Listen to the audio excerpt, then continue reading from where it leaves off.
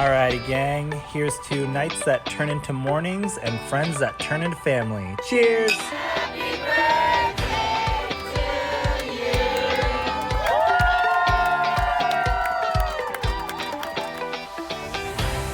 Hello. Welcome to the Friendship IRL podcast.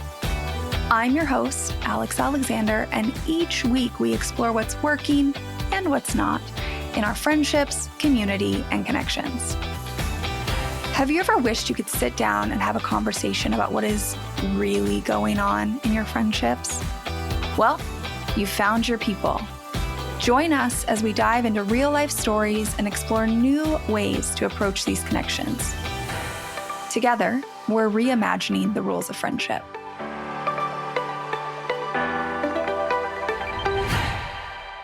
Have you ever had a friend share some news with you, and you are so freaking happy for them, but simultaneously, there is this feeling deep down inside that you can't quite name, and they've just shared this news, and it's like there's a battle happening because you go a little quiet. You don't quite show the level of enthusiasm that you feel like you should be showing, because there are some feelings of jealousy or envy that have creeped in and overshadowed your friend's really exciting news. Well, I'm here to tell you that you are not alone. I was out to dinner with some friends a couple weeks ago, and a friend of mine was describing how she felt like some really big news was coming her way soon. This goal, something she has been working on for years. She has all these indicators that things are finally lining up. And as she is telling me this, I am hit with this immediate feeling of, which makes no sense because I'm truly over the moon excited for her, but that is being overshadowed by this storm of feelings happening inside me. Like, on one hand, I want to cry because I am so happy for her. I know how hard she has worked for this. I know how much of a priority it's been for her. I have seen the ups, the downs, the sweat equity. But on the other hand, as soon as she says just the one line of her exciting news, that storm takes off inside me. Now, there's a couple layers to this. There's one layer that has me wondering, like, what about me? Why not me? Which makes no sense because I don't have the same goal that she has, but obviously there is something there that I am jealous of, envious of. I want something. And in the moment, I can't quite pinpoint what that is, but it immediately hits me. And it's really confusing because I'm like, I don't want that goal. So why can I not show up and be enthusiastic for her? But then there's this other layer where I'm thinking to myself, okay, so if she achieves this, which it looks like is about to happen, what does that mean for our friendship? Things in her life are going to change.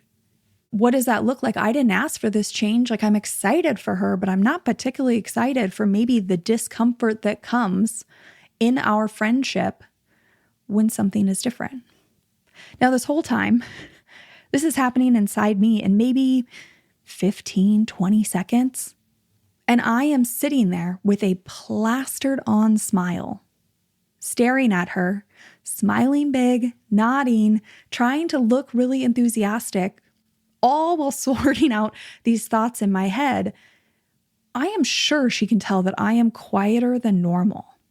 And she probably can't put her finger on like quite what's happening. Am I still trying to process what she said? Am I jealous or envious? This is definitely not my normal reaction. And the honest truth is, I can't put a finger on exactly what's happening. But there is something that immediately took over inside of me that stopped me from being 100% over the top enthusiastic for her win. That jealousy and that envy, it just hit without any actual logical thought in my brain. It just happened. And if you have ever been in this situation, then stick with me for this episode. Now, I think the first question we all wonder, I know I was wondering when I was sitting there processing all these thoughts at lightning speed, is this normal? Is it normal to feel jealous or envious of my friends? Why is this happening? Is something wrong with me? Am I a bad friend? And I would say that it is normal. And quite frankly, I don't think it has to just be about the big, obvious stuff. You could be jealous about all sorts of things. It's not just money or looks or travel or how they portray their life on social media. It can be anything at any time. And it doesn't necessarily have to be like the actual goal, like I was saying. It could be some underlying feeling that you can't quite put your finger on. I also think that it can be kind of a built up micro version. It could be that a friend has finally nailed a habit, meditation, right? Maybe you've tried meditation 100 times and you have failed to implement it as a regular habit every single time. But a friend just decides on a whim to start meditating and you're just sitting here being like, why can't I do that? What do they have that I don't? Another example of my personal life that comes to mind is before I got my ADHD diagnosis. Friends would often talk about, something that they were able to do at work, how they went in and they just crushed their to-do list this week. We've got to celebrate that on Friday. How something was lining up, how they were able to just be so focused to get to their goal. Meanwhile, every night I would get to the end of the day, real story, and I would be so ashamed of myself because I had tried to check one item off my to-do list, something really important, and I just couldn't get it done. Like no part of me could focus long enough to actually manage to check it off my list. And so as my friends were talking about how they were just knocking one thing after another, and I could see how it was showing up in their life in really positive ways, there was this kind of deep, aching version of jealousy and envy that lived there for a long time. And I just didn't know why. So the point is, you don't know what will cause the jealousy and envy. It will probably strike at the most inconvenient of times. It may not be one pinnacle moment. It might be this long-term, deep, aching thing that happens to you. And I don't think that the way that I experience jealousy and envy is probably the way that somebody else does. It's probably not going to look the same way. But I do think that everyone experiences jealousy and envy in their friendships. So therefore, it's normal. And it's a very, very human experience. Now, something, if you've heard me mention jealousy and envy, while I was researching this episode, I realized these are actually very different things. We always talk about jealousy and comparison in friendships, but we need to talk about envy too. So a very quick distinction for you. Envy is wanting what someone else has. It's a scarcity feeling. It's when you think, I want that. So when I was talking about my friend earlier, it was the moment where I was thinking to myself, I want not necessarily what she's about to achieve, but this feeling that somehow is associated with that. Like, I want that feeling. I don't have that feeling. Jealousy is when you're fearing that you'll lose something that is already yours. It is a threat feeling. I don't want this to change. So when I was mentioning how is this going to impact our friendship, that was jealousy. Both envy and jealousy were alive and well in that moment I had at the dinner table. Often, I think we are experiencing both, and we don't really know it in the moment. I certainly didn't. I sat there in the moment trying to untangle it, probably looking incredibly confused to my friend. And I decided pretty quickly, like, I'm probably not going to untangle this right here, right now, especially when she is looking at me, waiting for me to cheer her on. It was a few days after that dinner that I finally did start to reflect and untangle.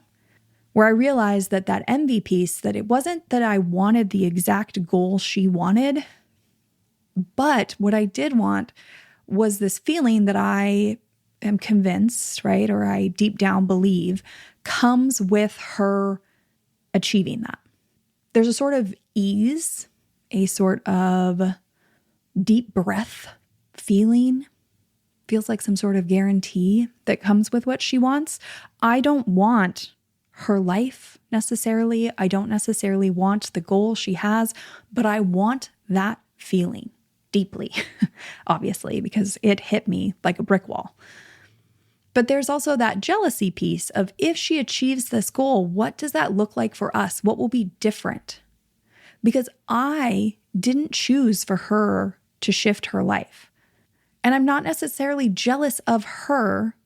I am jealous that her situation might change our friendships, and I have to do this work to navigate that when I'm not really getting any positive impact in my life. I mean, I'm happy for her, but my life is not really changing.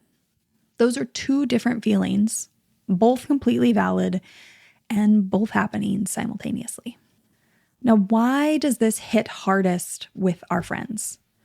Because when you think about it, I think we regularly watch influencers, TV star actresses, actors, movie plot lines, public figures. At a distance, we see all sorts of people that have what we want. They have that look, that style, that body, that money. They have that ease that they can just book something last minute. They don't have to think twice about the funds and where they're going to come from. But at a distance, it's abstract. But your friend is a person just like you. You know their faults, you know their ups and downs. And suddenly, the thing that you want feels very real. It's not just this far off thing of like, oh, wouldn't it be nice? You are watching someone you know actually achieve it, which suddenly makes you be like, okay, so if we're friends and we're living kind of similar lives and we have all this overlap, why can't I achieve it? It's not a far out dream anymore. It's in your face. And along the way, you are going to watch every micro win, every up and down, every feeling that comes with it. And I think that's what really turns up the dial on the why not me. You know, if we had to give an example here, if you are somebody who really, really, really wants to get pregnant and have a healthy baby, and your friend tells you that, and that envy comes in, maybe there's not even jealousy, you are just so overwhelmed by envy, possibly. Maybe it's both. You now have forever, right? Every micro win, every up and down, every feeling that comes with it. Your friend wants to talk about that. And the entire time, that makes it very, very loud when you're wondering, why not me?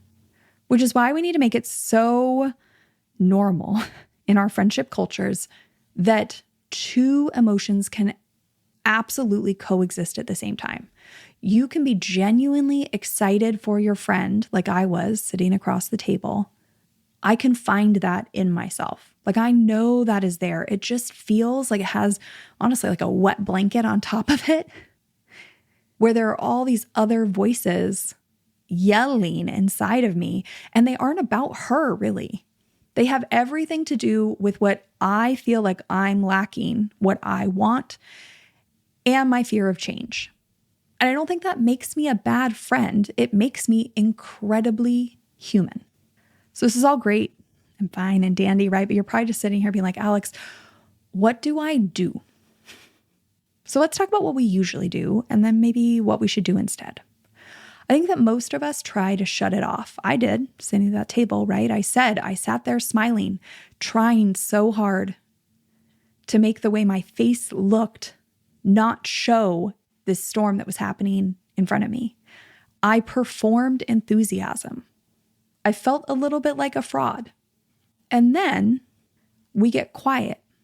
We start avoiding. We stop sharing as much. We stop asking questions because we don't want to hear all those micro wins and ups and downs because it just continues to feed that storm inside of us. over time, the friendship starts to go cold. And sometimes people know why, right? They could read our face. And other times people are wondering, our friend is wondering, like, what happened? We've always been so invested. Why are we so quiet now? Maybe they didn't know that this was something you wanted. Maybe you didn't know. So how could they have anticipated? How could they soften the blow? I can't imagine that my friend knew that her news would impact me because I truly don't have a similar goal. But it did. And I think that's what jealousy does if you leave it unprocessed. It doesn't announce itself. It just slowly creates distance, awkward pauses, silence, longer and longer spans of unanswered text messages, more last minute cancellations, right? You told yourself you could get together and that you could handle it. And then at the last minute, it just feels too overwhelming to go and pretend like you're okay. So what do we actually do about it in the moment? Now, I was lucky, and I hope that you are lucky, but we won't always be. If you are lucky, there are other people at the table. Let them carry the enthusiasm while you find your footing. In my case, there were multiple of us at dinner. Other people were overly enthusiastic in a very true, honest way. And that bought me time to recognize that this storm was happening and to try and remind myself, like, I will deal with this later, but there is a part of me that is excited for her. Can I access that? Even though it wasn't the 100% enthusiasm I wish it was, I can tap back into that later as well. Down the line, I can bring it back. I can tell her how excited I am. Now, if it's one-on-one and your friend can see your face, then my suggestion would be that that distance grows in silence. So instead, name it. Name what is happening. You could say something like, I am so excited for you. Truly. I just was hit with this initial feeling that there is some part of what you're getting that I want for myself, but I'm going to think about that later because right now I am so excited for you.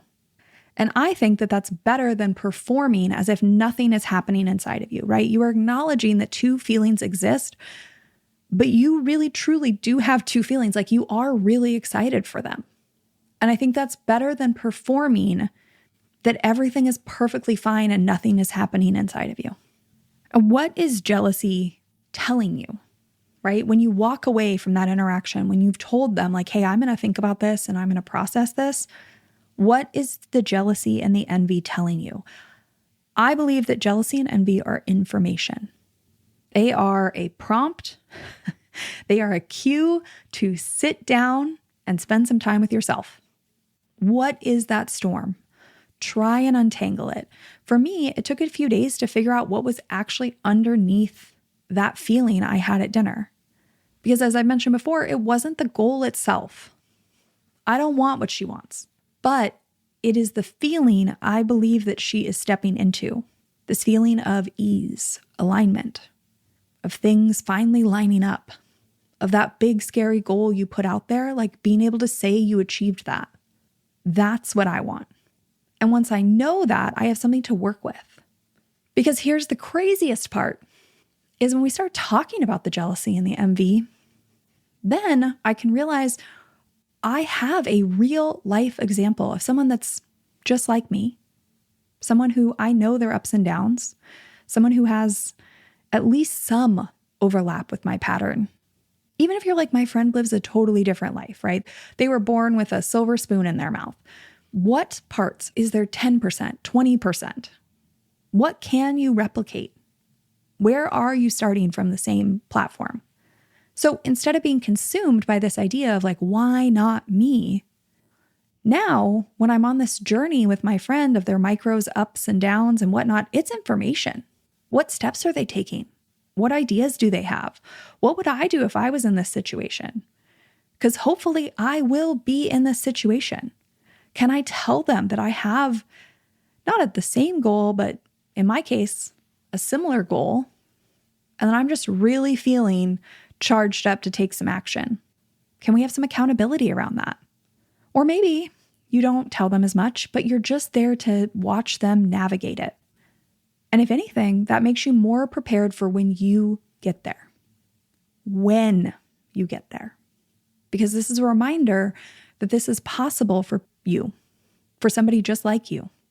That it's not some far off, abstract idea. It's real, and you're watching it happen in real time. Now, if you're somebody that's like, I don't think I could tell my friend, I would say that I get it. I think it depends on every friendship. I would hope that if this is a long-term friendship where you have navigated conflict in the past, that you can name it. You can tell them that you're jealous. You'd be like, I'm so excited for you, and I'm also sitting in some big feelings that I'm going to work to figure out. Honest, simple. Bring the focus back to them. But I understand how if it's a newer friendship or a less tested friendship, then your inclination is to process first privately and then come back. Either way, I think that bringing up the fact that there are dueling emotions happening simultaneously, it isn't betrayal of your friend. It's actually an invitation. You're not making it about you. You're saying, I care about you enough to be real with you. And I'm also going to do the work to strip that wet blanket away and fully find my enthusiasm for you. I am going to do that because you deserve that. Because I think when you have that kind of honesty in your friendship, when you create a friendship where you do the work, where you can acknowledge dueling emotions, where you can tell them that you're going to go work on it and come back, that shifts your friendship culture in a deep way. Suddenly, you're making it accessible for anyone to have feelings that exist in a moment, including theirs, but today yours. So what do we take away from this? Jealousy does not make you a bad friend. It makes you human. And acknowledging it, naming it, even imperfectly, makes you more human. And when you do that, you shift the culture of your friendship. You make it safe to be where you actually are while still doing the work to circle back to your friendship and give it the love and enthusiasm and excitement that it deserves. So often I think we judge based on that first impression.